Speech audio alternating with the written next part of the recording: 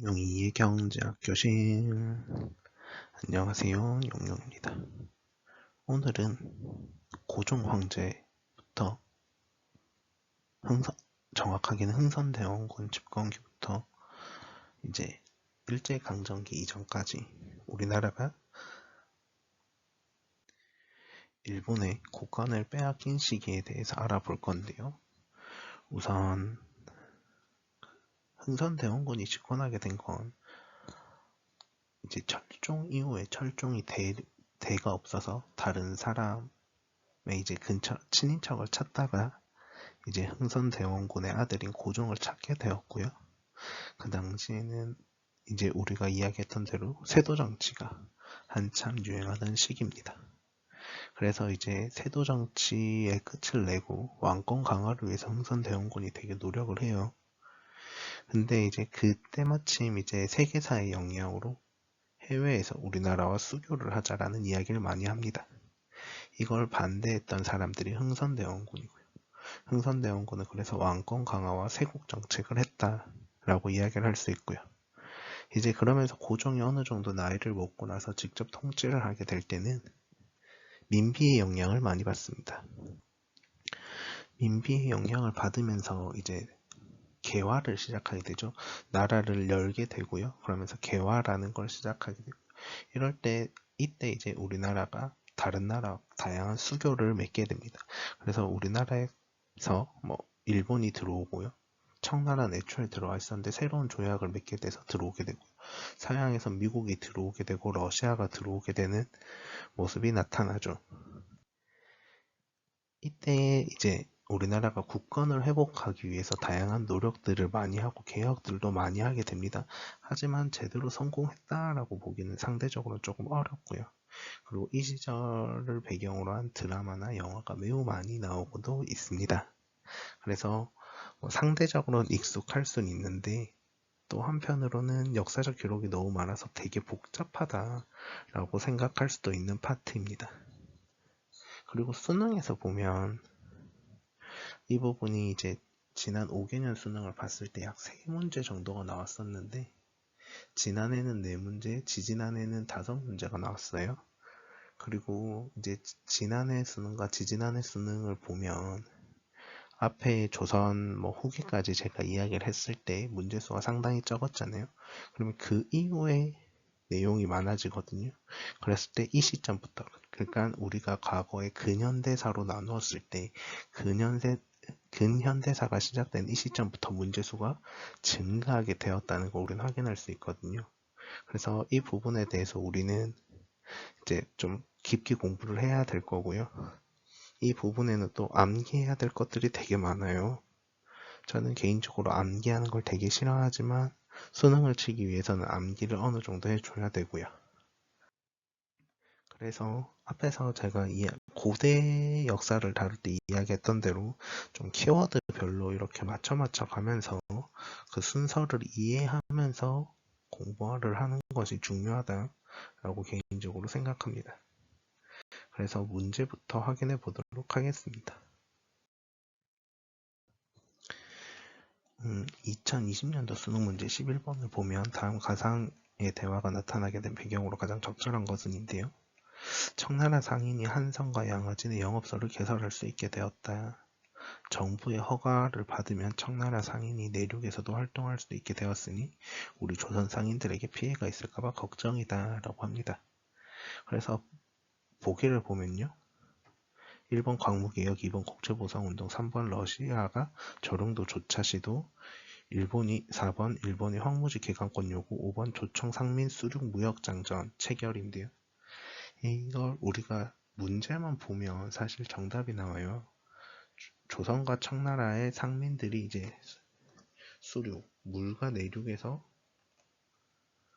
무역을 할 수 있게끔 되었다 해서 정답은 간단하게 5번이란 걸 우리는 이제 감으로 때려 맞출 수 있는데요. 이 조청 상민 수륙 무역 장전이 체결되게 되면서 청나라 상인들이 내륙으로 들어올 수 있게 되었고요. 이 조청 상민 수륙 무역 장전이 발생하게 된 이유는 이모곤란입니다. 그럼 이모곤란은 어떤 사건이냐면 우리나라의 별기군이라는 이제 신설 부대가 만들어져요. 그러면서 신설 부대가 만들어지게 되면서 이제 상대적으로 구식군인들이 차별을 받게 되죠. 그래서 이제 임금을 제대로 못 받게 됩니다. 그래서 임금을 제대로 달라고 요구하는 게 이제 이모년에 군인들이 난을 일으켰다 해서 이모곤란이고요. 이때 이제 청나라가 도와줘서 이걸 이제 이모곤란을 정리하게 되었고요. 이모곤란을 요구할 때 이제 민씨를 쫓아내고 흥선대원군이 재집권 해달라는 걸 요청했었습니다. 이렇게 해서 이모곤란은 조금 자주 나오는 이야기니까 알아두면 좋을 것 같고요. 12번 문제 가나 시기에 있었던 사실로 옳은 것은 가. 러일 전쟁을 일으킨 일본이 전략상 필요한 지역을 임의로 사용할 수 있다는 한일의정서를 강제로 체결했다. 한일의정서가 나오고요. 나. 고종이 강제 퇴위하고 군대가 해산된 후 의병들도 13도 창의군을 개설하여 서울 진공작전을 감행하였다. 인데요. 사실 이제 이 근현대사를 공부할 땐 연도를 암기하는 게 진짜 좋거든요. 연도를 암기하면 상대적으로 편할 수 있는데 우리가 급하게 공부를 하다 보면 연도를 암기하지 못하는 경우가 있습니다. 그럼 한일 의정서라는 게 일단 있고요. 이 한일 의정서의 대표적인 내용이 이제 일본군이 우리나라에 주둔한다라는 거고요. 이러고 나서 제1차 한일여병을 통해서 고문정치가 시작됩니다. 그리고 나서 을사조약이라는 을사늑약을 체결하게 되고요. 이때부터 이제 통감정치가 시작되고 우리나라의 외교권이 박탈돼요. 그리고 이 외교권이 박탈되는 걸 문제 삼아서 우리나라에서 이건 잘못된 조약이다라고 이야기를 하면서 헤이그에 특사를 보냅니다. 그때 헤이그에 특사를 보낸 게 발각되고 이를 구실 삼아서 이제 고종을 퇴위시키죠. 그러면서 이제 정미 7조약을 맺고 이 정미 7조약이 차관 정치를 시작하게 되는데요. 이때 이제 정미 7조약을 맺을 이 시점에 이제 고종이 물러나고 이제 군대가 해산되었고요. 군대가 해산되니까 서울 진공작전이 펼쳐지게 됩니다. 그랬을 때 정답은 나가 되고요. 나는 이제 대한제국의 외교권을 빼앗겼다. 외교권을 빼앗긴 거는 이제 을사늑약이다라고 하고요. 을사늑약은 이제 제2차 한일협약이라고도 이야기를 하고 나아가 있었던 그 정미 7조약 같은 경우에도 이제 한일 제3차 한일협약이라고도 부르기도 합니다. 그런데 이게 문제를 보면 우리가 좀 더 쉽게 알 수 있는 게 1번 동학농민군, 2번 홍경래난, 3번 노비안건법, 4번 훈련도감이니까 그걸 우리가 잘 모르더라도 풀 수 있다 정도로는 이야기할 수 있을 것 같습니다. 다음 13번 문제에서는요. 다음 사건의 배경으로 가장 적절한 것은 왕은 일본에 의해 볼모가 되어 갇혀 있었다. 물밑에서 은밀한 계획을 진행하고 있었는데 충직한 신하들이 왕을 고출하기로 결심한 것이다. 이에 왕과 세자는 궁을 벗어날 수 있었고 1시간 뒤 전세계의 아래와 같은 전보를 접하게 되었다. 왕이 궁궐을 탈출하여 러시아 공사관에 머무르고 있다. 아간파천이란 이야기죠. 아간파천이 어떤 이야기냐면 이제 우리나라 왕이 고종이 이제 러시아 공사관으로 이제 피난을 가게 된 사건이거든요. 그럼 이 일이 왜 발생하였느냐 하면 을미사변이 발생했기 때문입니다. 을미사변이 발생해서 민비가 일본에 의해서 죽임을 당했죠. 그러고 나니까 왕이 궁궐이 안전하지 않다고 생각해서 러시아 공사관으로 이렇게 피신을 한 사태고요. 이때 이제 아간 파천 이후에 우리나라의 국격이 많이 떨어지게 되고요. 이렇게 떨어지게 되면서 우리나라에서 다양한 이권들을 빼앗기게 되는데 우리가 이제 외국과 맺은 조약에서 보면 최애국 대우라는 게 있어요. 그러면 이제 우리나라 왕이 러시아 공사관으로 피신을 갔으니까 러시아 공사관이 러시아에서 이제 우리나라에 다양한 요구를 할 거잖아요. 근데 우리는 최애국 대우라는 게 있기 때문에 러시아의 요구처럼 다른 나라에도 그만한 대우를 해줘야 된다라는 조약 내용이 있거든요. 그러면서 우리나라의 이권이 많이 수탈되게 된 배경이 되고요. 이때 국격이 많이 떨어졌다 보니까 이후에 왕이 아간파천 이후에 돌아오면서 이제 나라 이름을 제국으로 황제가 다스리는 나라라고 해서 제국으로 나라를 변화하게 하면서 이제 대한제국이라 하고요. 광무개혁이 시작되게 됩니다. 다음 해 문제를 보도록 하겠습니다. 밑줄진 창의군에 대한 설명으로 옳은 것은 창의군의 영수 정봉주는 녹두장군 정봉준에 대해서 나오기 때문에 우리는 이를 동학농민운동이라는 걸 확인할 수 있고요. 동학농민운동이라는 걸 확인했을 때 우리가 이제 답이 5번 우금치 전투에서 일본과 전투를 벌였다. 우금치에서 일본과 전투를 벌였다는 걸 확인할 수 있습니다. 베트남 전쟁 파병 안시성 전투 한산도 대첩 인천 상륙작전 모두 이 시기가 아니기 때문에 정답이 5번이라는 걸 명확하게 알 수 있고요. 일단 동학농민운동의 순서를 조금 알아보면요. 이제 고부에서 밀란이 발생하게 되거든요. 정봉준을 중심으로. 그래서 이제 광군과 싸우게 되는데 광군이 벅차서 일본군을 불러들이게 됩니다. 그러니까 농민들이 생각할 땐 그거죠. 우리가 일본군까지 개입하게 되는 건 원하지 않는다라고 생각을 해서 이제 전주에서 화약을 맺습니다. 전주 화약을 체결하고 집강소를 설치하게 됩니다. 그런데 이게 이제 개혁이 제대로 되지 않아서 다시 이제 농민들이 뭉치게 되고요. 이때 이제 우금치 전투에서 패전하게 되면서 동학농민운동이 끝나게 되게 됩니다. 그래서 동학농민운동은 우리나라에서 이제 있었던 농민분기라고 볼 수도 있고요. 또 이제 어쨌든 일본군이 우리나라에 많이 들어오게 된 계기가 되기도 합니다. 그래서 동학농민운동은 어쨌든 키워드라는 게 존재해요. 동학이라는 종교도 존재하고요. 녹두정군 정봉준이라는 사람도 있고요. 또 이제 그 당시 고부에서 밀란이 일어나게 되는데 그 고부 군수가 조병갑이라는 사람이거든요. 그래서 그런 이제 사람들의 키워드를 통해서 우리가 확인할 수 있다 정도로 이야기할 수 있을 것 같습니다. 그 다음 12번 문제를 보면요. 가운동에 대한 설명으로 옳은 것은 가락지를 빼서 가운동에 앞장서자 하는데요. 이게 이제 대한민국에서는 IMF 때 금모으기 운동이 있었고요. 그 이전에는 이제 일본의 빚을 갚자라고 이야기를 하면서 이제 국채보상 운동이 전개됩니다. 그래서 보면 이제 이 국채보상 운동은 그 금모으기 운동과는 다르게 실패로 끝이 나게 되었고요. 하지만 우리나라에서 어쨌든 이런 비슷한 역사가 있었다라는 것을 명확하게 보여주는 사건이기도 합니다. 그래서 뭐 어떻게 보면 이제 지금은 그런 이야기를 할 수도 있죠. 빚은 정부가 졌는데 이걸 일반 시민들이 갚는 거 아니냐라는 이야기를 할 수도 있는데 어쨌든 우리나라가 이제 어려울 때 의병이 일어나고 했던 것처럼 이제 일반 서민들이 조금 이제 나라의 어려운 점을 해결하고 있는 게 우리나라의 역사가 아닌가 싶은데요. 국제보상운동은 이제 대구에서 하게 되었고 이제 서상돈이라는 분의 이름을 자주 확인할 수 있고요. 키워드로. 그 다음에 대한매일신보가 이걸 많이 도왔거든요. 그래서 대한매일신보가 도왔다는 게 이제 4번이 정답이 됩니다.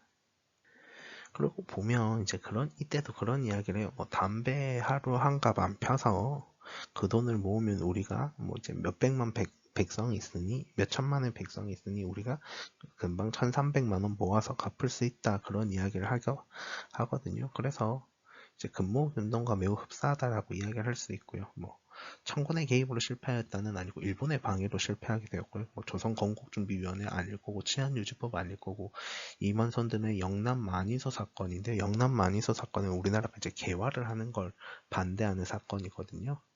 그래서 이제 정답에 어울리는 건 4번밖에 없다라고 이야기를 할 수 있고요. 옆에 13번 문제를 보면요. 밑줄친 조약이 강제로 체결된 시기에 연표에서 옳게 고른 것은 인데요. 일본 정권 대사와 공사가 조약사에 궁궐에 들어와 조약에 서명할 것을 강요했다.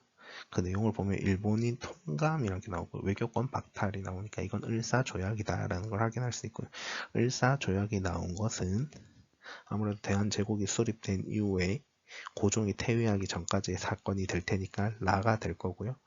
이 대한제국이 수립됐다는 게 아까 아간파천 이후에 왕이 이제 고종이 러시아 공사관에서 돌아와서 이제 대한 제국을 만들게 되고 이제 광무 개혁을 하게 된 시점인 거고요. 고종의 강제 퇴위는 이제 정미조약이 있었던 시점이라고 보면 되니까 그 사이에 있었던 을사조약이라고 확인할 수 있습니다. 22년도 문제를 보도록 하겠습니다. 밑줄 친 이 조약에 대한 설명으로 옳은 것은 청이 알선으로 서양 국가가 최초로 체결한 이 조약에 대해 알아보자. 서양과 최초로 조약을 체결한 건 미국이거든요. 그럼 미국과의 어떤 일이 있었느냐라고 걸 확인하면 되는데 1번 칠국 대우, 2번 베트남 전쟁 파견, 3번 통감부, 4번 러일 전쟁, 5번 대한제국 군대 해산이 나옵니다. 3, 4, 5번은 일본과 체결한 조약이고요. 2번은 이제 대한민국이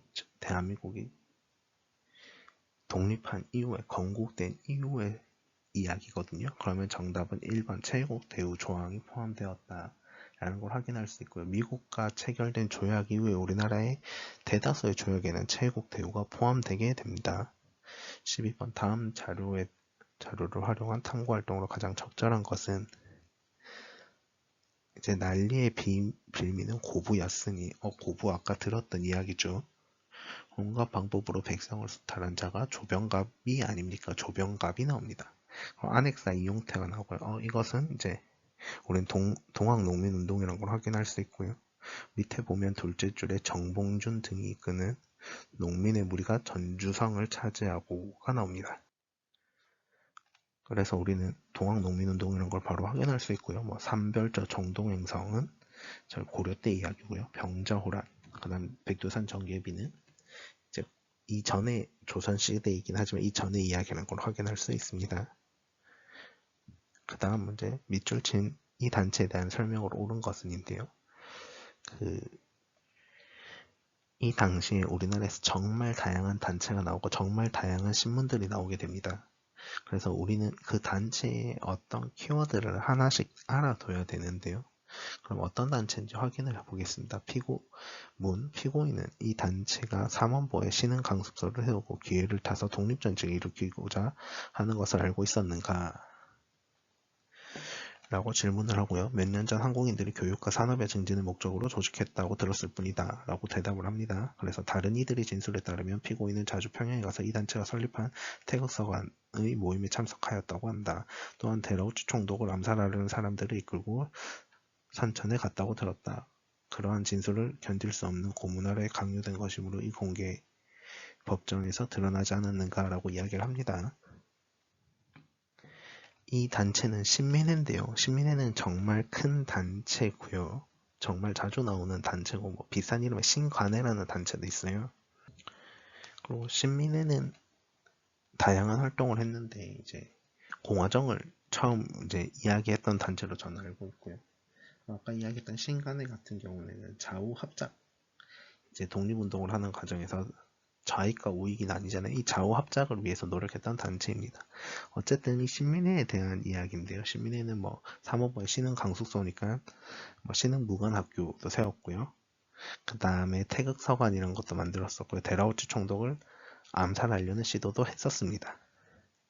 그런 학교에 대해서 그런 단체에 대해서 알아보면 정답은 대성학교, 오산학교를 설립하였다거든요. 좀 더 보면 이제 단발령 철회를 요구하였다는 건 이제 우리가 단발령이 나왔을 때 이제 최익현 같은 분들이 이제 철회를 요구했고요. 원산 총파업은 일제시대 이야기고요. 새마을 운동은 이제 박정희 때 이야기고요. 어린이날을 제정한 건 방정환이니까 정답은 1번이란 걸 우리가 보기를 통해서 다른 것들을 제거하다 보면 확인할 수 있습니다. 그 다음은 2023년도 문제인데요.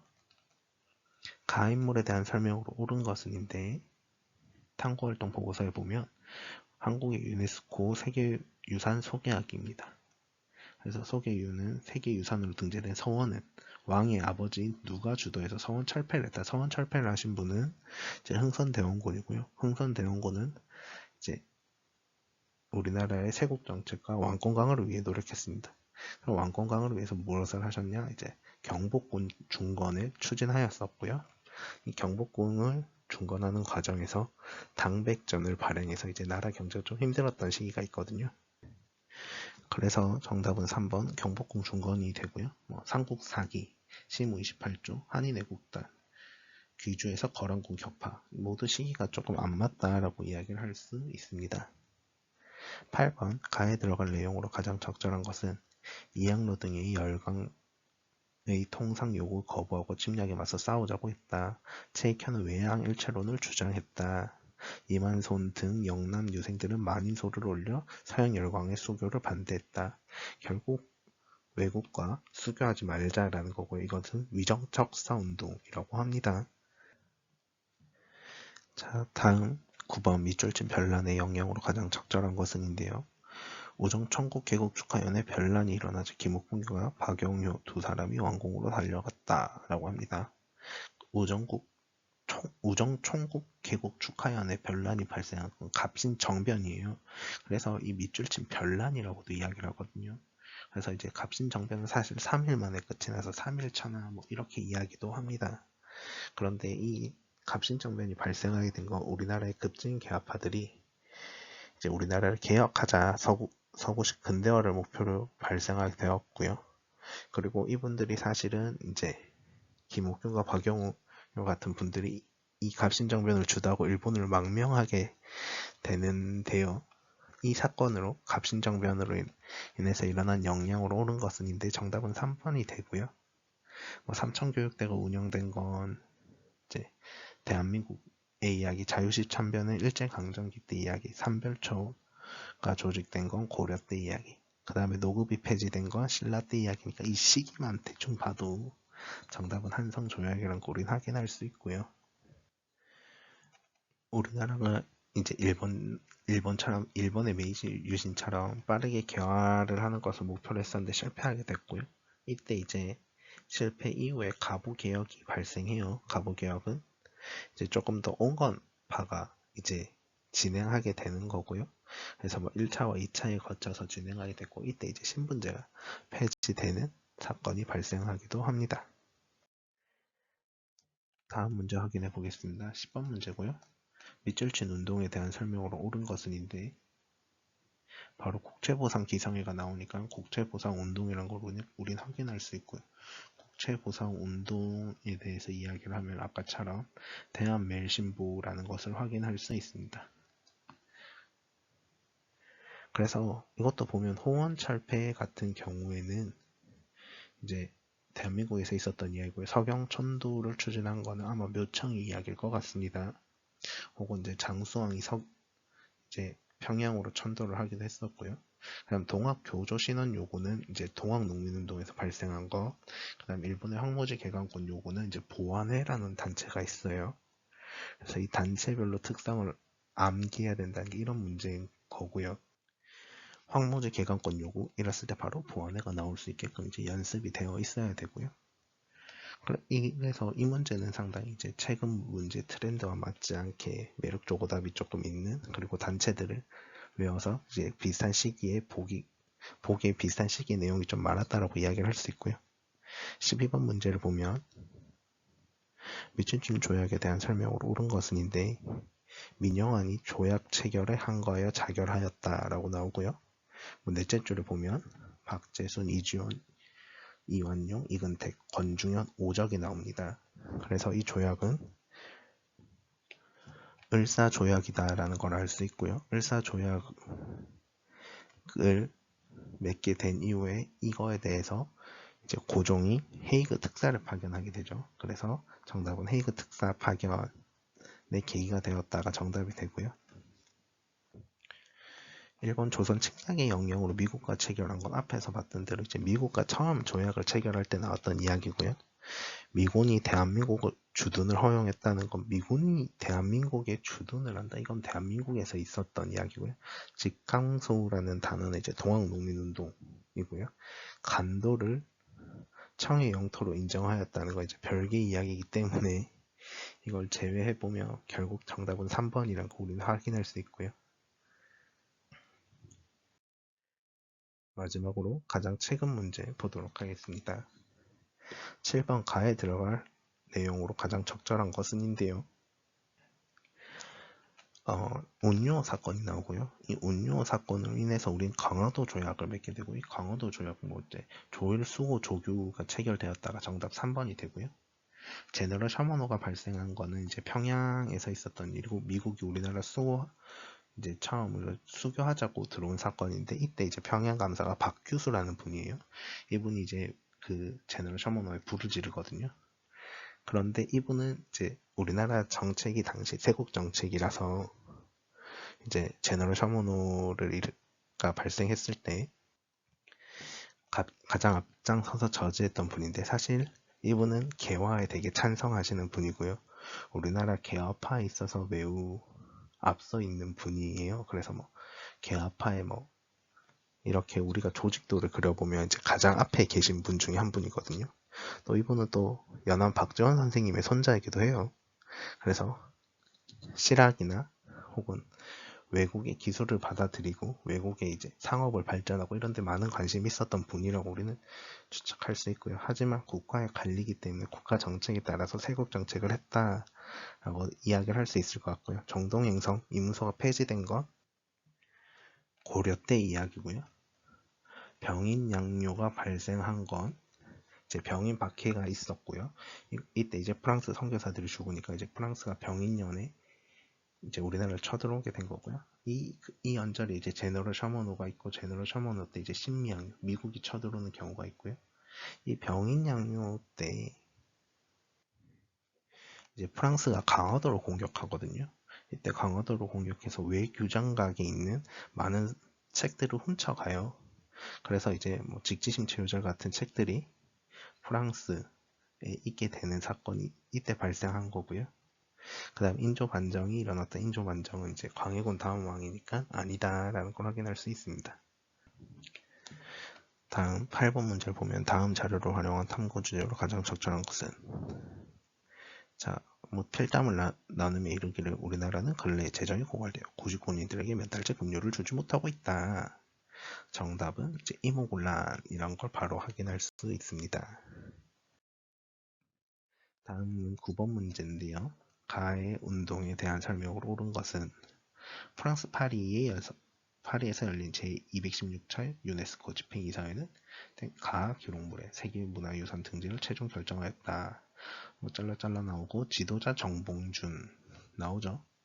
그랬을 때 이건 동학농민운동이다라는 걸 이야기할 수 있고요. 동학농민운동과 관련된 것은 집강소로 2번 바로 체크해서 넘어갈 수 있습니다. 자, 마지막 문제인데요. 11번.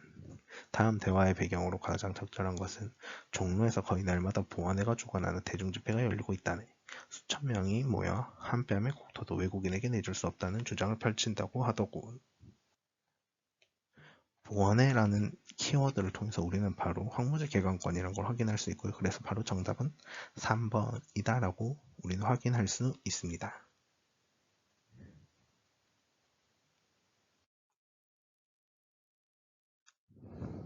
질문 있으시면 댓글로 남겨주시고요. 구독과 좋아요는 필수입니다.